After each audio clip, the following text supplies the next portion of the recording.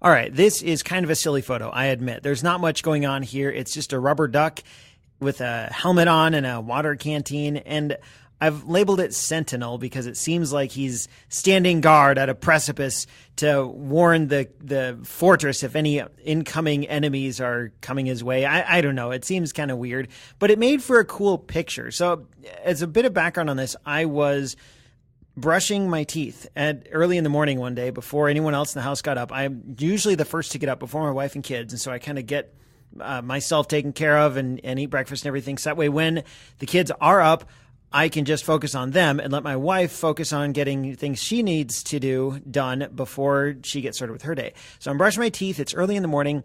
And I saw this duck sitting there from bath time the night before when the kids were playing in the bathtub, and it looked pretty cool. There was this neat play of light and shadow going on. It was all dark, and you can kind of see that in the background. It recedes into this dark, empty void on the top.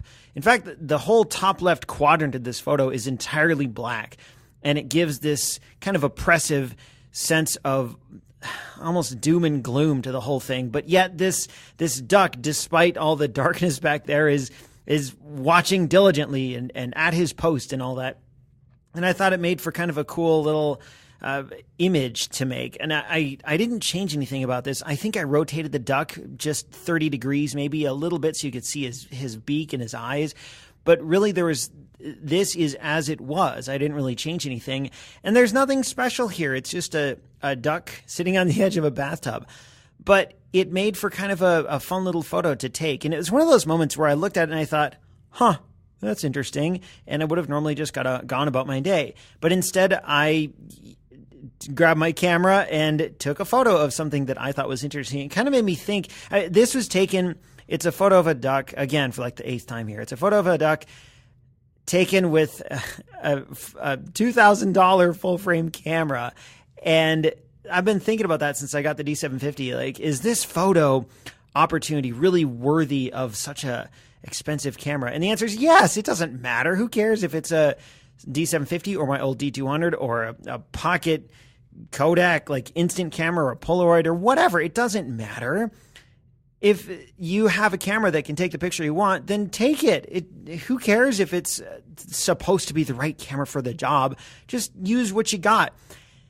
It's also kind of a good reminder for me that it's sort of like the guy who spends a ton of money on a really nice guitar but never plays it. He just wants to look at it. And that's not what it's designed for. You can't get better at guitar if you spend money on a guitar and then never use it.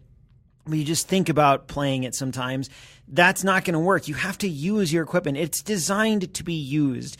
Your camera, wherever it is sitting right now, is designed to be used. So go get it and take some pictures of it. And don't worry about, is it really, is the picture I'm going to take worthy of getting the DSLR down?